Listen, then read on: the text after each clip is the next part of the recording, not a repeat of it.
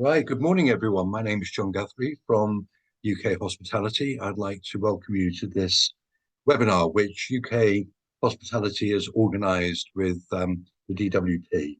Um, Also grateful for the help we've had in promoting this event from friends and colleagues in the BBPA and Springboard.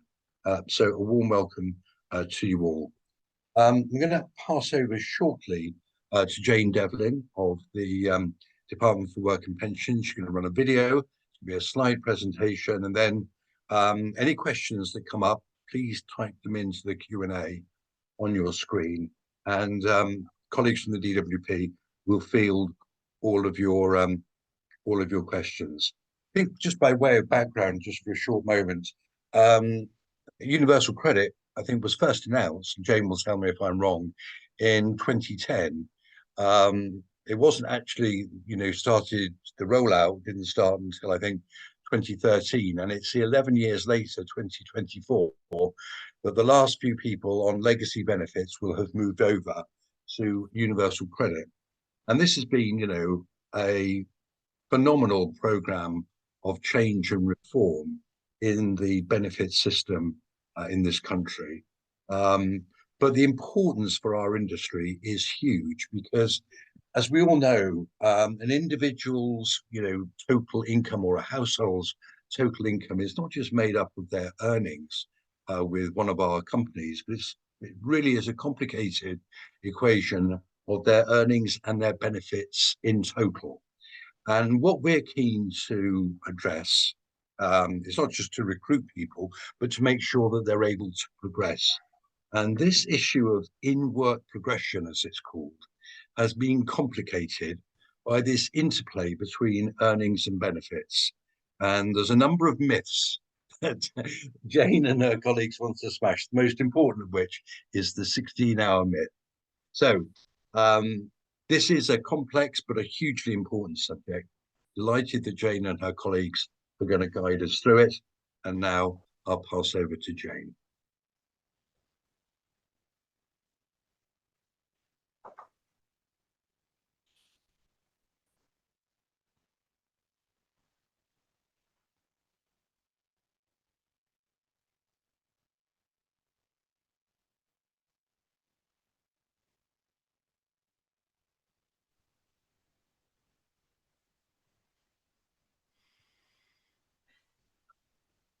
Sorry, I lost connection. Am I back with you? Yes, Jane, you're there. Oh, sorry. Has John handed over to me? Yes. Sorry, everybody. Good morning. Thank you all very much for joining. Thank you, John, for the intros. As John said, I'm Jane Devlin. I work for Department for Work and Pensions, and really pleased to welcome my colleagues, Mark Palmer and Barney Williams, to the webinar today. So we plan to show you a very short video, run through some slides, and as John has said, if you like to post questions in the Q&A chat, we will pick up at the end. So thanks ever so much. Without further ado, Izzy, can we show the video?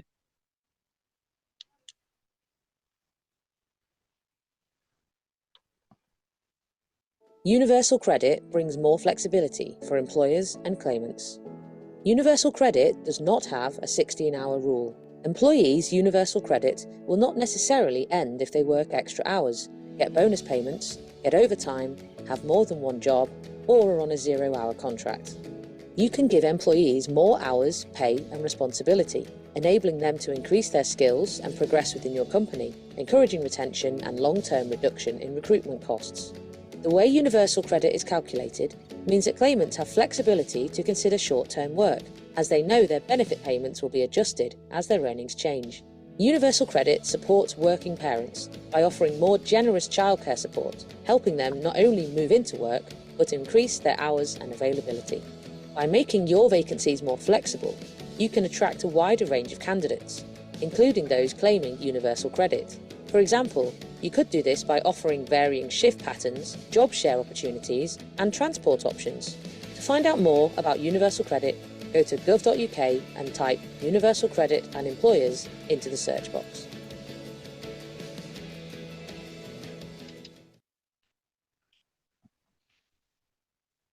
Thanks ever so much, Izzy.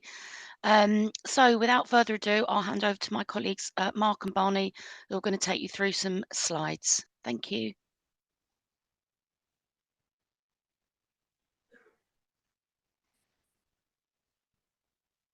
Thanks, Jane, and thanks, Izzy, for the slides, and thanks everybody for joining the call.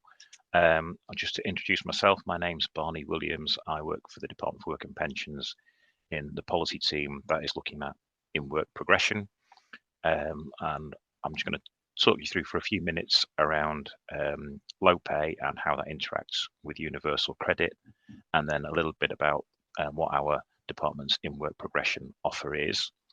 Before I hand over to Mark, who will give you the exciting stuff. So could I have the first slide, please, Izzy? Okay, so the first point I wanted to make around low pay is the way that it is defined by statisticians and analysts. It's a relative measure, so it's defined as being 2/3 of median hourly earnings. So the way that commentators talk about low pay, they're talking about hourly earnings, not net income. So the second point that I'd like to make is that for a lot of people, low pay isn't necessarily a bad thing. For a lot of people, it's a stepping stone, and people progress relatively quickly from low pay into higher paid jobs, but not for everybody. So the Resolution Foundation did a study a few years ago, and they found that of a cohort of people who were already in low pay, only 17% of those people moved out of low pay over the consequent decade. And then looking backwards, they found that of those in low pay, 41% of them had been in low pay for the previous decade as well. So there is, for those who are in sustained low pay, there can be a variety of obstacles to people increasing their earnings, and I've just listed a few there. So there may be a lack of higher paying jobs that fit in within their availability for work. They may have childcare requirements or caring responsibilities. There may be health issues. And as well as those real barriers, there are also perceived barriers where people may believe that there isn't work available, or they may believe that there are obstacles, but in fact, there are things that people can be helped with to overcome those. If you can move on to the next slide, please, Izzy. Okay, so as was mentioned at the start of the call, universal credit is a simplification of what was a previously very confused benefits picture, and it brought together a whole bunch of benefits, including job seekers allowance, employment support and allowance, income support, as well as housing benefit and working tax credits and child tax credits. And it combines all of those elements to provide a single monthly payment, or an award, as we call it. So rather than having to claim lots of different elements to somebody's support that they needed, it's now unified in one single payment, which in theory is a bit simpler, but as always, some simple ideas are quite complicated when you put them into practice. So it's paid to people who are in work as well as people who are out of work.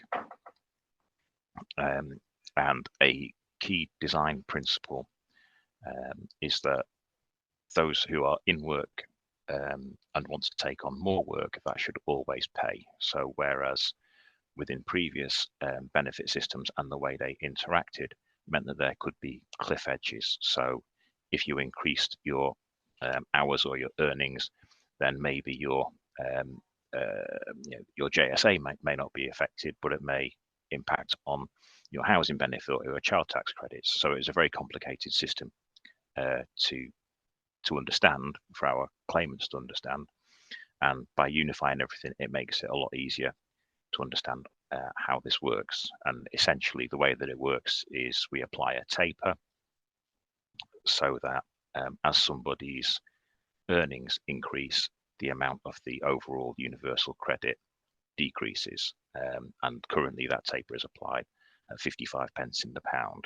So if one of our universal credit claimants increases their earnings by £1, their universal credit award decreases by 55p. So there's always a benefit to increasing earnings.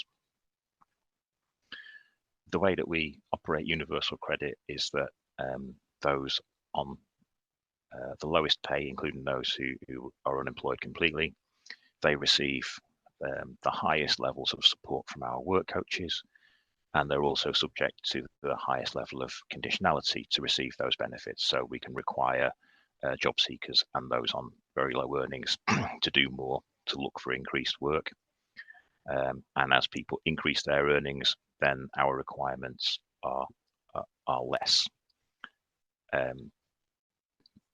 We talk about the labour market regime. So we have the intensive regime, which is for those who are completely out of work or on very low pay. And we've been increasing the rate at which people, we've been increasing the threshold at which people move from that intensive group into light touch. And we've increased that threshold a number of times over the past couple of years. And the latest increase is due to come into force from May the 13th. And at that point, all those who are earning less than what we call the administrative earnings threshold, which would be £892 in a month, anybody earning below that will be required to attend regular meetings with their work coach, and those who are earning above that receive a lighter touch of support, and the requirements are less. And the final point that I just wanted to make on this slide is that we currently have around a third of universal credit claimants are actually in work. And can we move on to the next slide, please, Izzy? So in terms of how we support people who are in work, as I just mentioned, we've increased the administrative earnings threshold, which means that we've brought more people into regular contact with a work coach. We've also introduced a voluntary in-work progression offer. So this is for claimants whose earnings have taken them above that threshold, so they don't have the requirement to meet a work coach on a regular basis. But we do have a voluntary offer, and through that offer, claimants can access advice from the work coach to help address some of those barriers that may be stopping them from increasing their earnings. And they have access to a range of the support that's available through the job centre, so training opportunities and so on. And we've also recruited a progression lead in each job centre district, and the role of the progression lead is to engage with stakeholders such as employers and training providers, and to support our work coaches. As you can imagine, this is quite a big cultural shift within the department, because more and more of our work coaches are seeing more people who are in work rather than those who are out of work. And I'm sure you can imagine the skill set that's required to support somebody to progress in work, as well as the liaison with employers and understanding those issues, is rather different from helping somebody to get into a job in the first place. But I'm not going to talk to you any more about that, because it just so happens we have one of our finest in-work progression leads in this virtual room with us at the moment.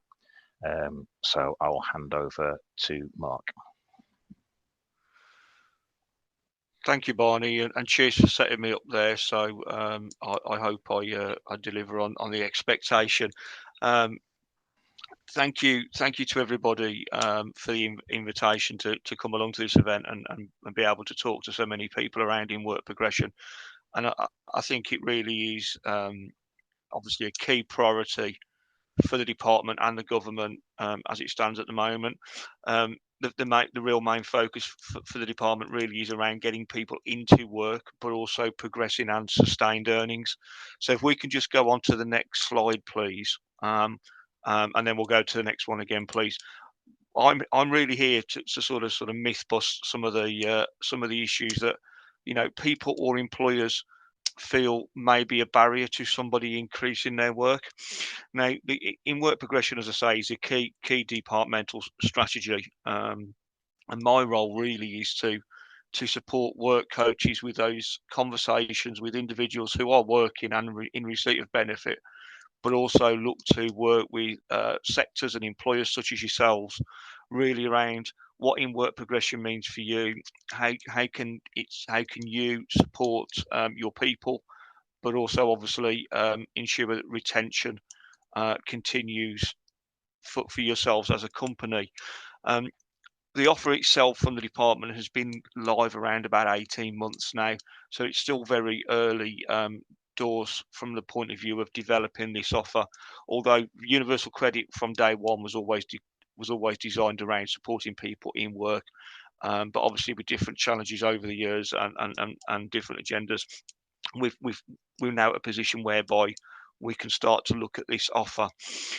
I think for me, the key numbers that I generally talk about when I do events sort of like this is, and these were some figures that were given when we started looking at in work progression, is nationally there are 1.31 million people in receipt of benefit but working. From a benefit cost perspective, that equates to £7.4 billion a year. So that is a really large, significant amount of support that is given to those individuals. Some of that is absolutely the right support that is needed. It is what is the individual circumstances at the time. But what our focus really is on is, are those individuals wanting to have that opportunity to progress in their current career, look at developing into new role and progression through the company, or what are the barriers to stopping an individual thinking about progression? So when I talk to employers, we also focus on the retention, because it's we know from insight from the LSIP reviews across the country that retention is the biggest challenge over recruitment. Although a lot of employers will say recruitment is a challenge, when you dig a little deeper, it's because they can't retain their people. And an interesting bit of insight was around actually, why do people look to change their jobs? And a lot of people would think that pay is the first indicator as to why somebody would like to actually look to change their jobs. But actually, recent insight is showing that a lot of people are, or a significant number of people now, are interested in progression within the company that they work for. So do they understand the development opportunities within that employer, and do they feel part of that family within that employment opportunities? So I think there's a number of really good items that we could discuss around progression, but today's event really is around myth busting, and really understanding where our people or employees are struggling with that. We've already talked about the 16-hour rule. I think that is the biggest myth, as Barney, Jane, and John have already mentioned this morning. A lot of individuals and employers still believe that somebody on universal credit can only work 16 hours. I hope that from the information that you have seen this morning, you can clearly see that that is not the case. And universal credit is always designed that somebody is better off the more hours they work or the more money they earn.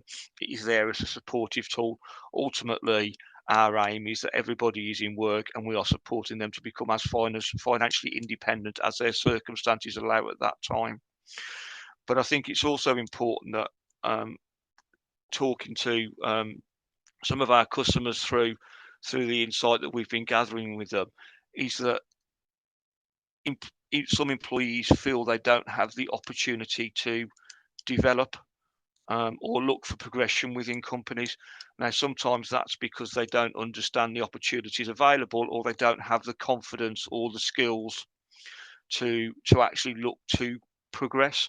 And again, that's where we can support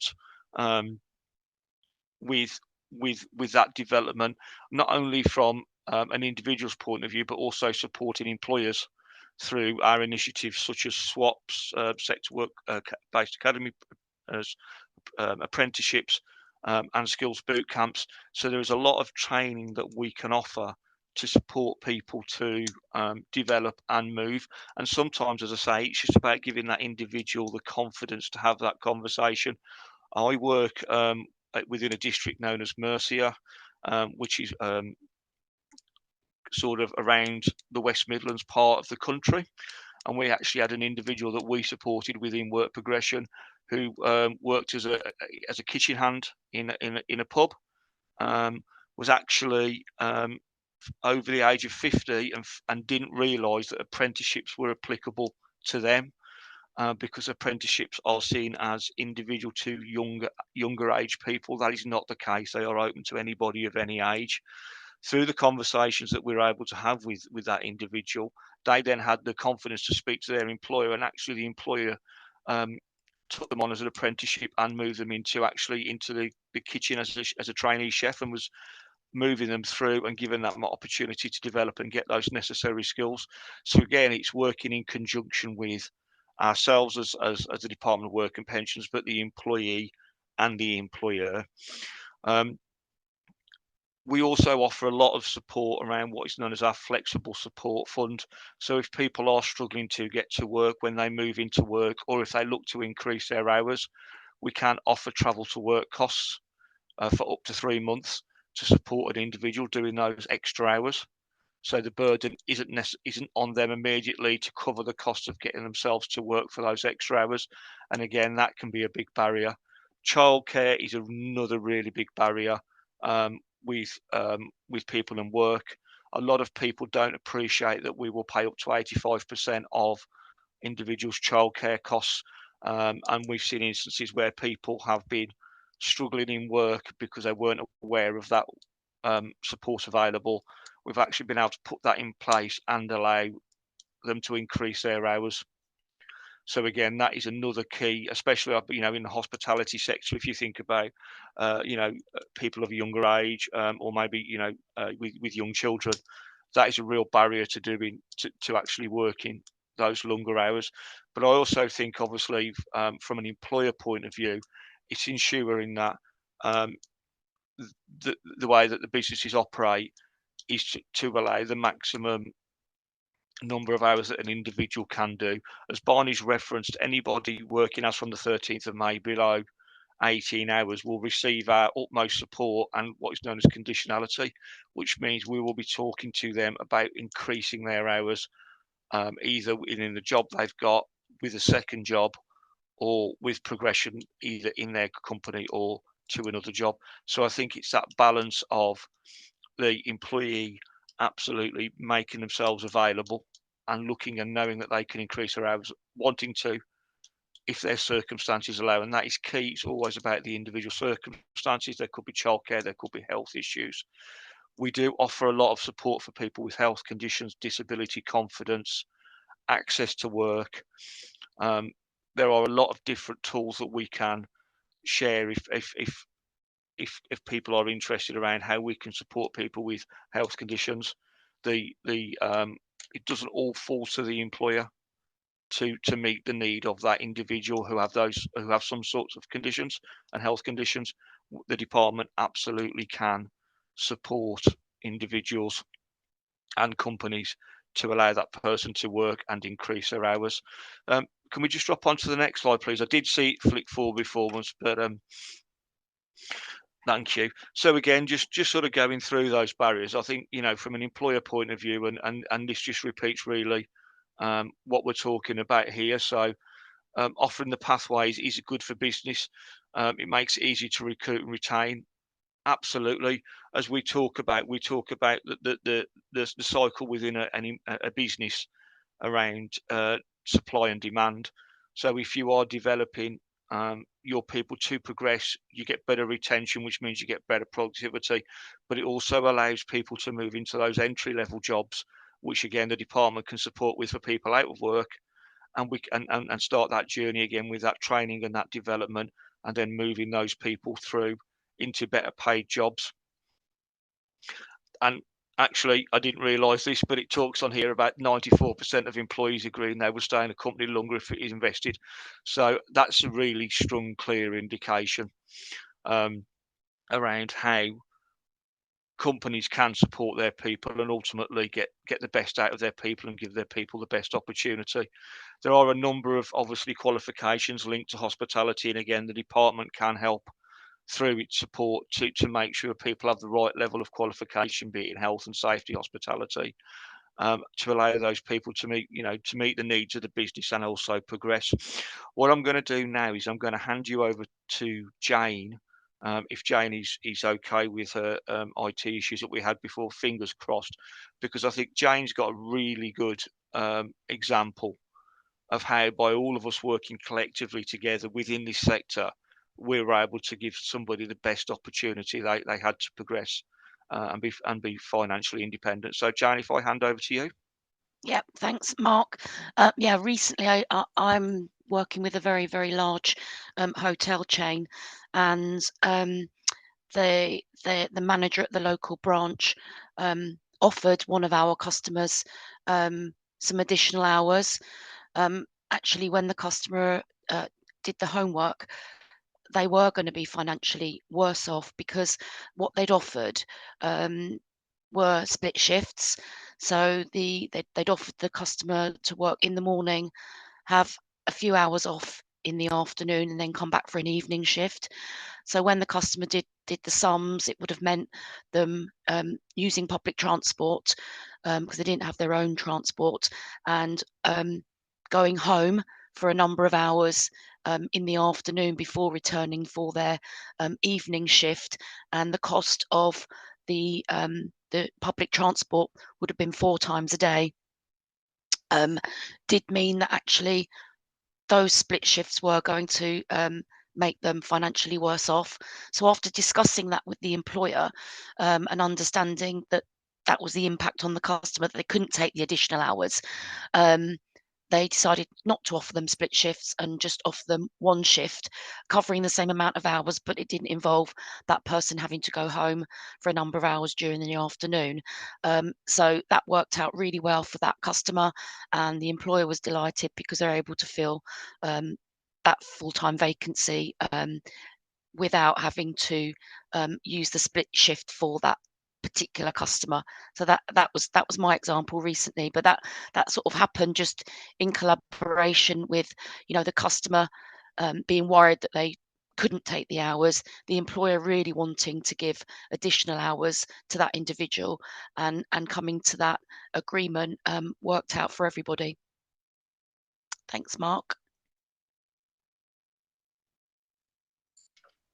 Excellent, thank you, Jane. Then, and I think that is a really good example, as I say, of where we can collaborate and all work together, and ultimately allow that individual to increase their hours to stay in work, but also meet the needs of the business and actually support the business in meeting the demand that they've got through their footfall.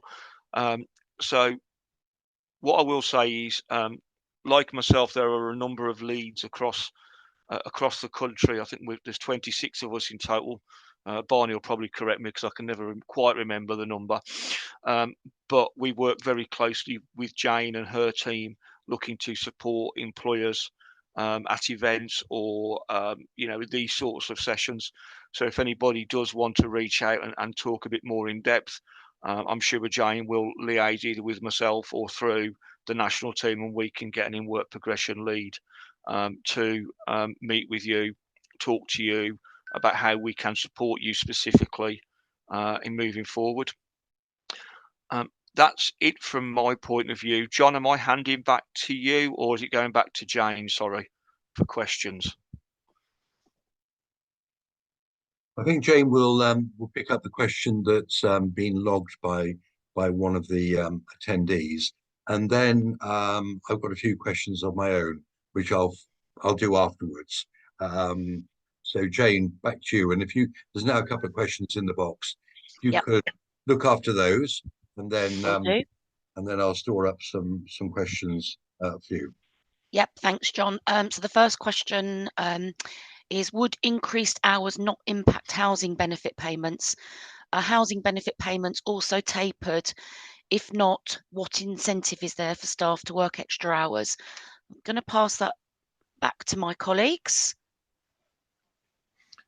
Yeah, I'm happy to pick that one up. So what was housing benefit is all now included in your universal credit single payment. So yeah, the taper applies. It's all one monthly payment that covers what would have been housing benefit, as well as child tax credits and so on. So the taper applies. So for every extra pound that the individual earns, they get to keep 45 pence of it effectively. The taper, when it was first introduced, was 63 pence in the pound, and it was a recommendation of the low pay commission. I think it was the low pay commission that taper was set too high, and in response to that, the department cut it to 55 pence. And obviously, there is a balancing act between what's a suitable incentive for somebody to work those additional hours or that increased pay, along with the burden on the taxpayer, because let's face it, benefit money comes out of all of our taxes. So it's striking the appropriate balance. But essentially, yes, the housing element is included in the Universal Credit Award, and so that is taken into account as the taper applies. I hope that answers the question. Thanks, Barney. Another question from Gail. Is there a list of what is available for the customer through the Flexible Support Fund? I can answer that, and then my colleagues can probably chip in. There isn't a definitive list, because actually it really depends what the barrier is that the customer has from either getting into work or progressing. But I think Mark already spoke about, we can support transport, pay transport for 3 months for an individual. We can buy work equipment, work clothes. So the list is not exhaustive, because it really depends what that customer needs to get themselves into work. So anything goes, really, if it means that person will be able to get themselves a job, or indeed increase their hours. Mark, is there anything you want to add? Yeah, I think you've covered it really well there, Jane. I mean, just to give you a couple of other examples that we have purchased in the past. So we will buy people mobile phones if that's a barrier to work or getting to work. Laptops we've also done. So I think Jane's absolutely right. There's not a definitive list. It's about the individual circumstances, and us as a department supporting that individual to be able to get to work, get into work, progress. There is one that I will just mention, which is slightly different, and there is what is known as an emergency FSF payment for single parents.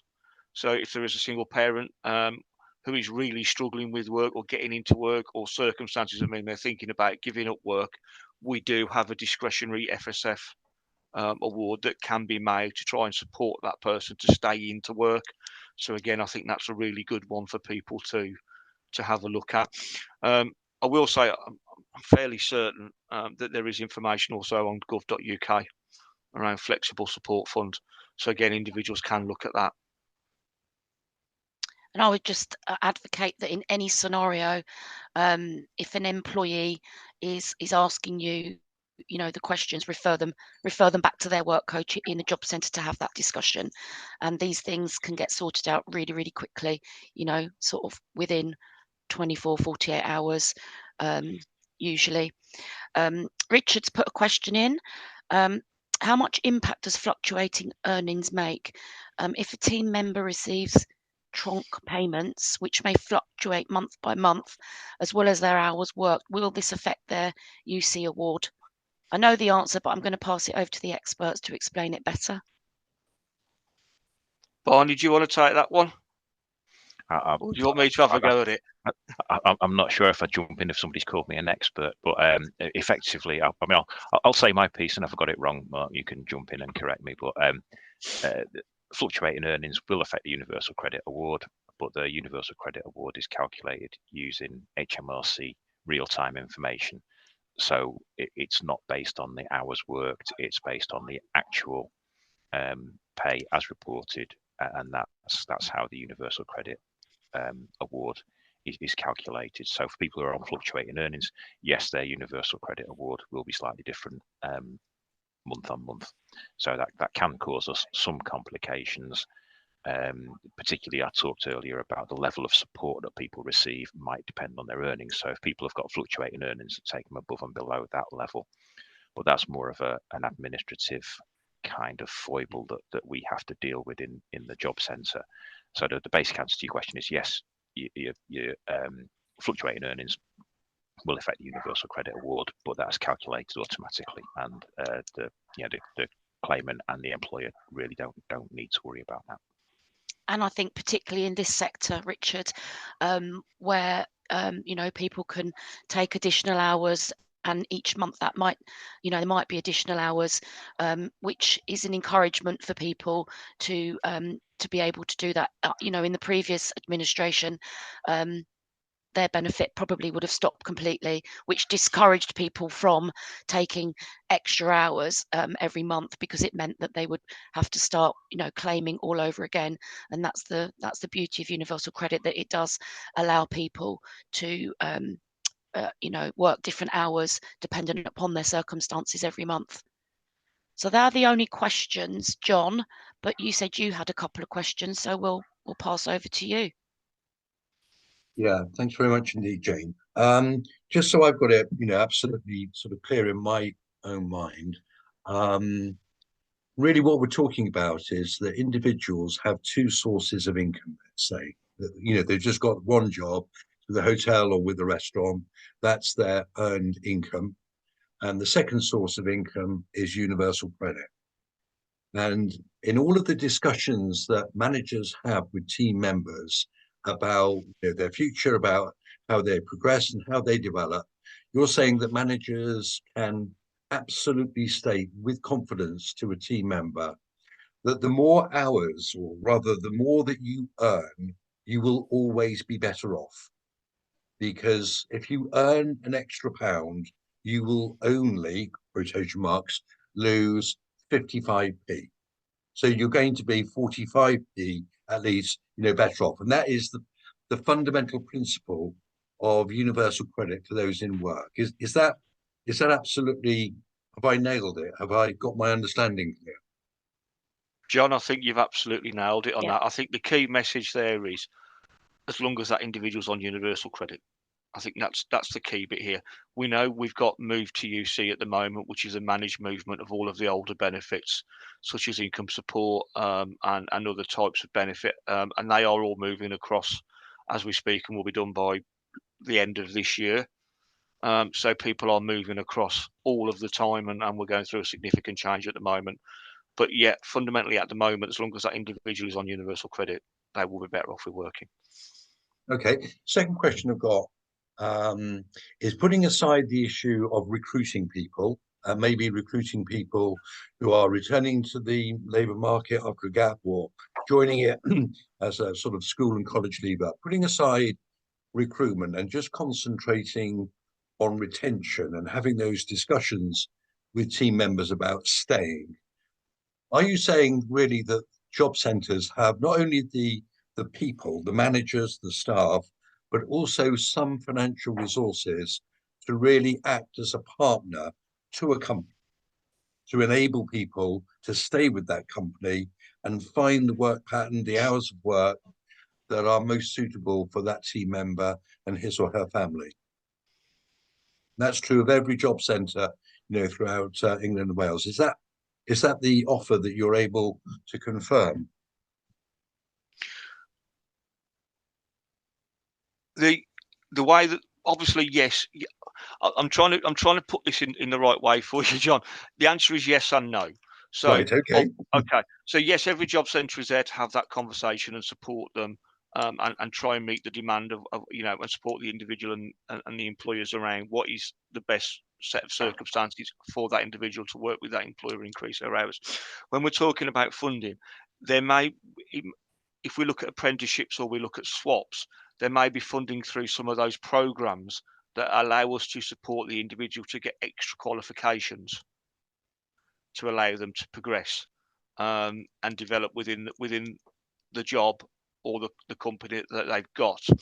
There's nothing specific that says if you increase your hours, we're going to give you X amount of money. So that's where, we did have an initiative a while ago called Kickstart, where we worked with a lot of employers and supported that. And that's where I was trying to be a little bit coy with the answer, because some employers are like, let's have Kickstart back, and that's certainly not on the agenda. But from a point of view of developing an individual through qualifications and skills, then there can be funding available dependent upon obviously what they're looking to do.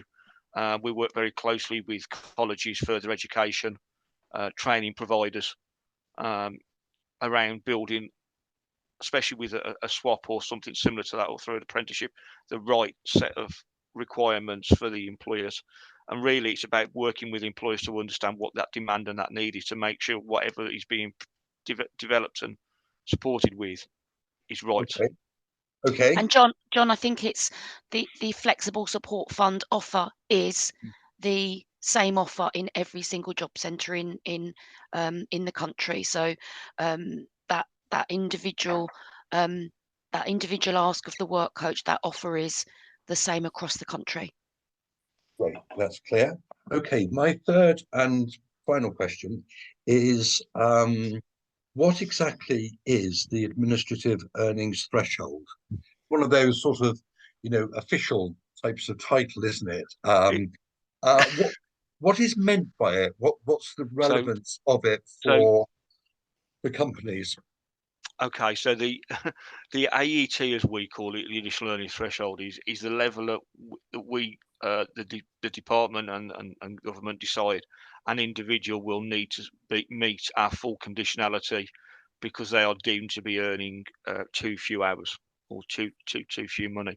So the AET, as I think Barney mentioned, is increasing on the 13th of May, and in effect, from then you're looking at somebody earning the equivalent, Barney, help me out here, 18 hours times is it the national minimum or the national living wage? It's the national living wage. There we So at the moment, we have to be really careful, because we always talk in shorthand and we say, a certain number of hours. It's actually somebody's earnings. So if you were a lazy but high paid glamour model, you could probably earn the an administrative earnings threshold with half a day's work. But for people on the national living wage, it will be increasing from the equivalent of 15 hours a week, which is what it is at the moment, averaged over a month, to the equivalent of 18 hours.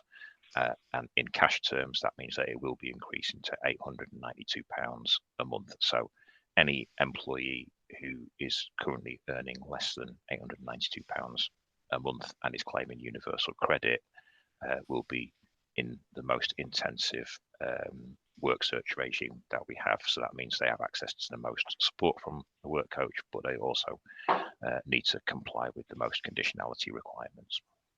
Okay, so this AET, the relevance of it is that if somebody is below the AET, then it sort of raises the relationship between the individual and the DWP. Yeah. It's not really relevant for the company. Is that what you're saying?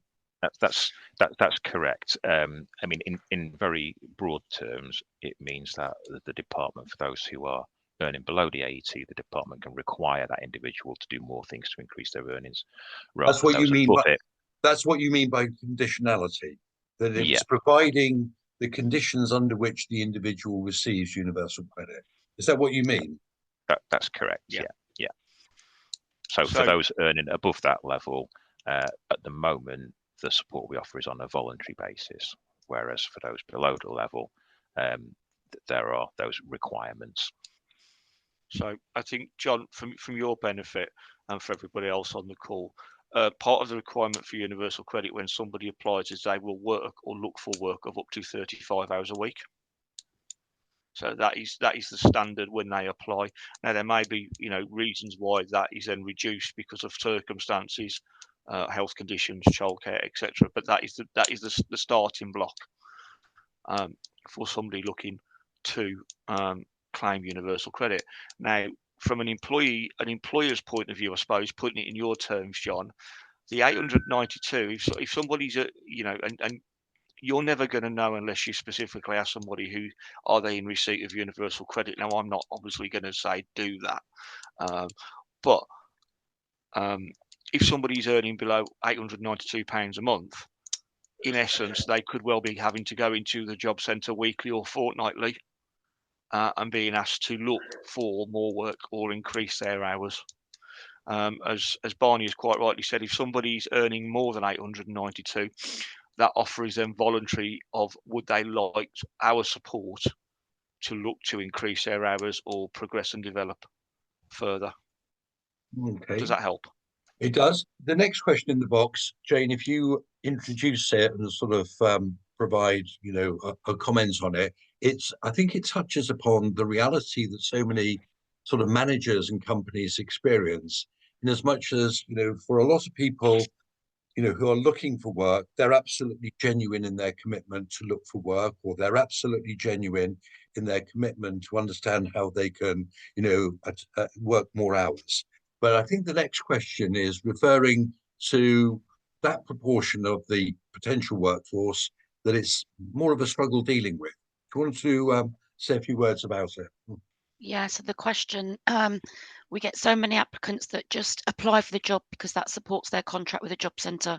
However, when they are asked to attend an interview, they don't turn up or do everything they can not to get the job.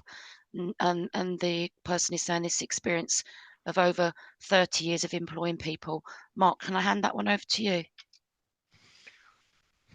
Yeah, absolutely, Jane. Thank you. I was just reading the question because it is a question that we hear quite regularly.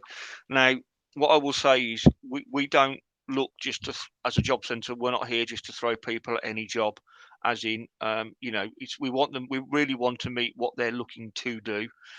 However, there are times when people will say to us as a department, yes, I will go and be interviewed for a job and, then fail to turn up for the interview, fail to take the job. So Barney was referring to conditionality. So within that conditionality, there is an expectation that people will accept a job or do their utmost to get a job, which basically means if somebody's referred to a job and they apply and they get an interview, but they fail to turn up to that interview, fail to positively participate in that interview or do their damnedest not to get the job, then they could be referred to under what's known as decision making conditionality, a financial sanction.